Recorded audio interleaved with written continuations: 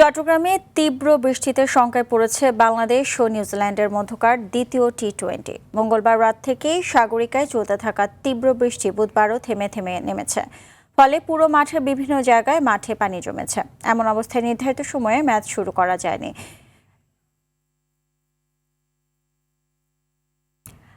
দর্শক, এ বিষয়ে আরও জানাতে চট্টগ্রাম থেকে যুক্ত হচ্ছেন আমাদের সহকর্মী আতিকুল ইসলাম শাকিল।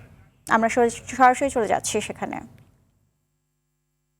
শাকিল, বৃষ্টি কি এখনো হচ্ছে কিনা এবং যদি হয় তবে ম্যাচের ভবিষ্যৎ কি হতে পারে? একই সঙ্গে আরও জানতে চাইবো যে ম্যাচ কমিশনাররা খেলা শুরু হওয়া নিয়ে কোনো কথাবার্তা বলেছে কিনা।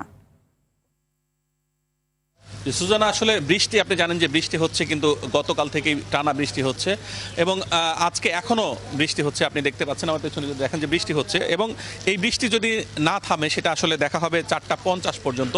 4:50 পর্যন্ত অপেক্ষা করবে যে এর মধ্যে যদি বৃষ্টি থামে তাহলে খেলা হবে, আর যদি এর মধ্যে যদি বৃষ্টি না থামে তবে খেলা হবে না। এবং আরেকটি কথা জানিয়ে রাখি, যদি 3:10 মধ্যে খেলা শুরু হয় সেই ক্ষেত্রে পূর্ণ 20 ওভার খেলা হবে এবং যদি 3:10 পরে চলে যায়, যত পরে যাবে তত ওভার কাটতে থাকবে এবং সবশেষ যেটা আসলে 4:50 দেখা হবে। যদি 4:50 টস করা যায় সেই ক্ষেত্রে খেলা শুরু হবে 5:16-তে এবং সেই ক্ষেত্রে 5 ওভার করে খেলা হবে। এছাড়া যদি এর মধ্যে যদি আর কোনো বৃষ্টির যদি না কমে বা বৃষ্টি যদি না থামে তাহলে কিন্তু খেলাটি হবে না।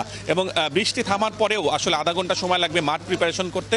সেই ক্ষেত্রে আসলে 4:50 বৃষ্টি থামলেও কিন্তু হচ্ছে না। সেই ক্ষেত্রে আরেকটু আগে যদি বৃষ্টি থামে তাহলে দেখা যাবে যে মাঠ প্রিপারেশন করে এরপরে খেলা শুরু করতে পারবে। তো সুজানা, আসলে এই হচ্ছে আবহাওয়ার অবস্থা। আমি চট্টগ্রাম থেকে সব শেষ। জি, অসংখ্য ধন্যবাদ আপনাকে।